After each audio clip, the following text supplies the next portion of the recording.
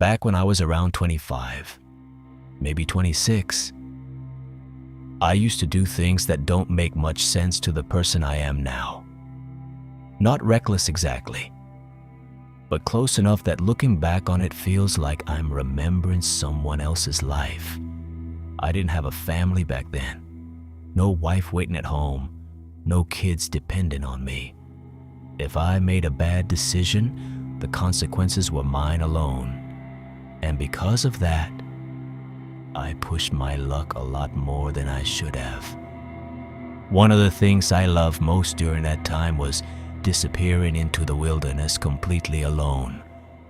I would load my car with camping gear, drive for hours toward the Appalachian Mountains, and search for some forgotten trailhead that hardly anyone used anymore.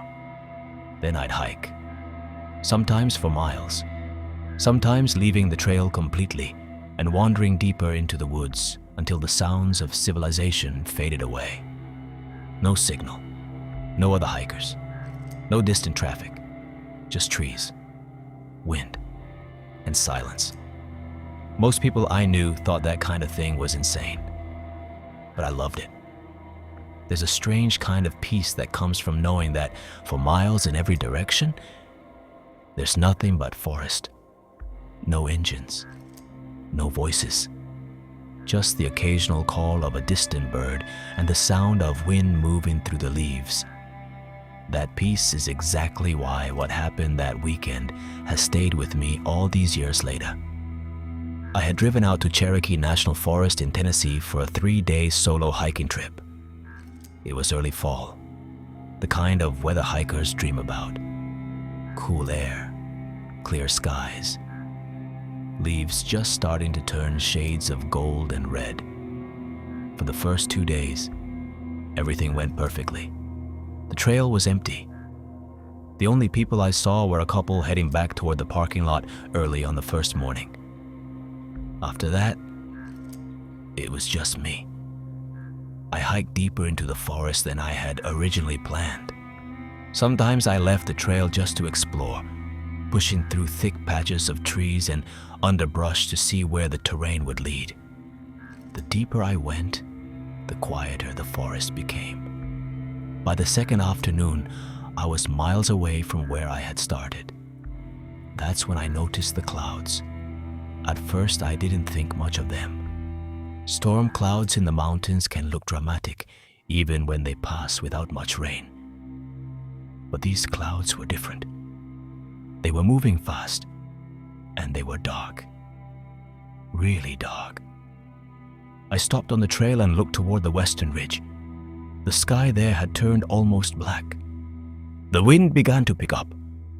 Branches above me started swaying harder and harder until the whole forest seemed to whisper restlessly. Within maybe 30 minutes, the temperature dropped sharply.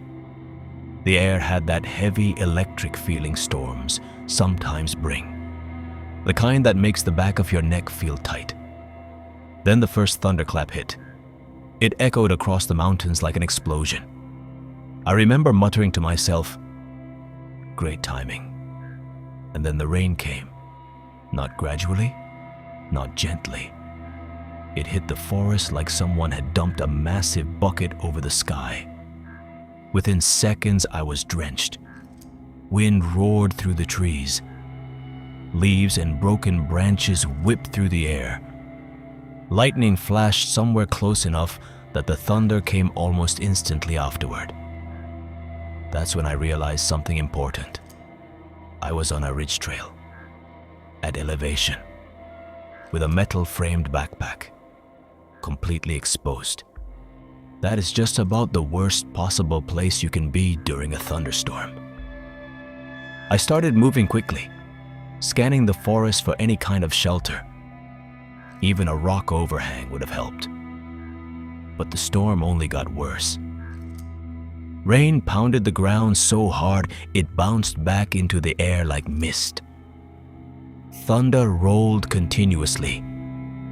Somewhere high in the trees, I heard a loud crack as a branch snapped and crashed through the canopy. Then something caught my eye through the trees to my left. At first I thought it was just a shadow, but when lightning flashed again, I saw it clearly.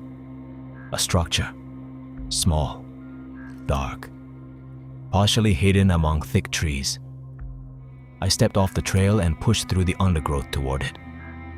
As I got closer, the shape became clearer. It was a cabin. A tiny, one-room cabin sitting alone in the middle of the forest. The wood siding had darkened with age. Patches of moss crept up the walls. The roof sagged slightly in the middle. But in that moment, it might as well have been a luxury hotel. I practically ran to the door and shoved it open. The inside smelled terrible. Wet wood, mold, and something sour that had probably been trapped in there for years. But it was dry, and that was all that mattered. I stepped inside and shut the door as the storm roared outside.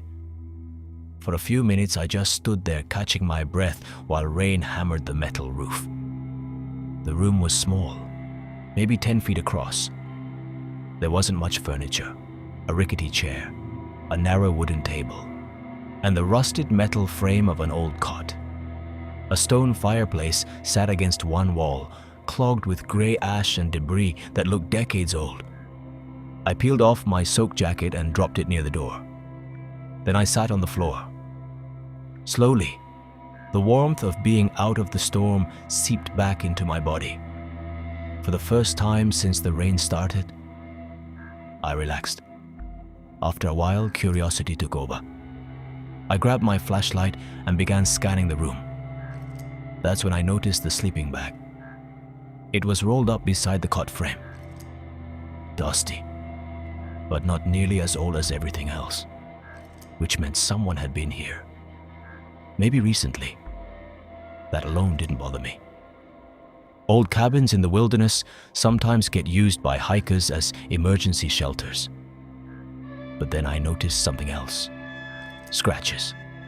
Dozens of them. Carved into the wall near the door. Thin lines. Overlapping each other in chaotic clusters. Some shallow. Some deep enough to expose pale wood beneath. They didn't look like tool marks. They looked like clawing. I stepped back slowly. My stomach tightened. I walked to the door and examined the latch. Then I noticed the bracket. A metal bracket mounted on the outside of the door frame. For a padlock. From the outside. Meaning if someone locked it, whoever was inside couldn't get out. A cold feeling settled into my chest. Then I checked the window. 4 screws had been drilled into the frame from the outside, pinning it shut, and along the inside edges, deep gouges. Marks where someone had tried desperately to pry it open. Someone had been trapped in this cabin, locked inside, against their will. The storm continued raging outside, and against my better judgment, I stayed. An hour passed, maybe more. Then I heard it. Scratching. Along the outside wall. Slow. Deliberate. Then 2 heavy thumps on the porch. I stood up slowly, my heart pounding. Then came the pressure. Weight against the door. Like someone leaning against it.